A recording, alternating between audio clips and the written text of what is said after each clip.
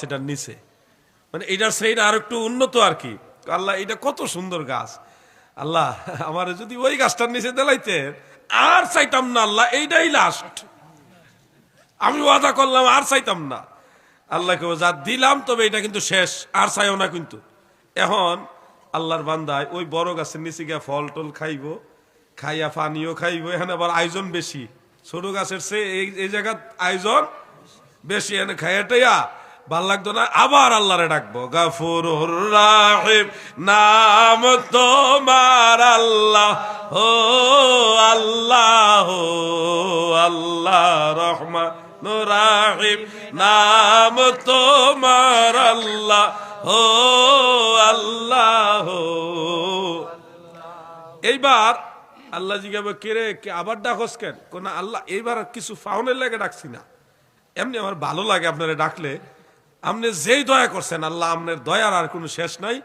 জাহান্নামের একবারে নিচে আসিলাম, ওইতে তুলতে তুলতে আল্লাহ কত জায়গাতে আবার আনছেন, বড় গাছ দিছেন, লাস্টের বই কইবা আল্লাহ আর লাগতো না, আমি এমনি ডাকছি, ভাল লাগছে ডাকছি, আপনি যতটুকু দিছেন আমি খুশি আল্লাহ, আমি খুশি হয়ে গেছে, আমি আপনার কাছে এবার কিছু ফাউনের লেগে ডাকছি না, এমনি ভাল লাগছে ডাকছি।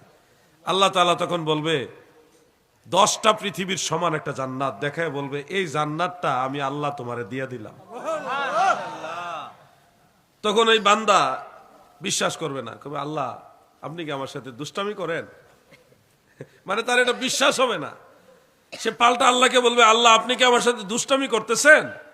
আল্লাহ তাআলা বলবে, দুষ্টমি এই ধরনের জিনিস থেকে আমি পুত পবিত্র, আমি কাউকে কখনো মুখে এক কথা অন্তর আর এই ধরনের দুনসলা কথা আল্লাহ বলে না।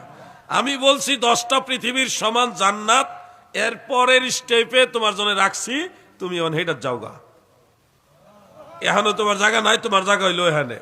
সে বিশ্বাস করবে না, তারপর আল্লাহ তাকে জান্নাতে দিবে। সুবহানাল্লাহ, মহব্বতে বলেন সুবহানাল্লাহ। এই ঘটনাটা সহিহ মুসলিমে পাইছি। তা আপনারা কি এই লোকের মতো হইতে চাননি? আবার চান? তাইলে কিন্তু আগে জাহান্নামে জ্বলাইব, এই লোকের সর্বশেষ জাহান্নাম থেকে আইব বাইরিয়া।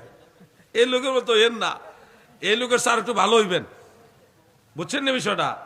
আপনারা ঘটনাটা শুনে আল্লাহর রহমতের প্রতি একটু মনটা ঝুঁকছে না? তো এটা তো আল্লাহ ওই সময় যে শুধু দয়া করবে তা তো না, এই সময় দয়া করব। আপনি ওইখানে গিয়া না ডাইকা, ওইখানে যেন ডাহন না লাগে, এইখানে আগে ডাইকালাম, কথা বলছেন না? তাইলে ওইখানে আগুনে জ্বলাইয়া ফুরাইতে ফুরাইতে আর কয়লা বানাইতো না, কথা বুঝছেন? সময় থাকতে আল্লাহকে ডাকেন, দেখবেন কাজে লেগে গেছে।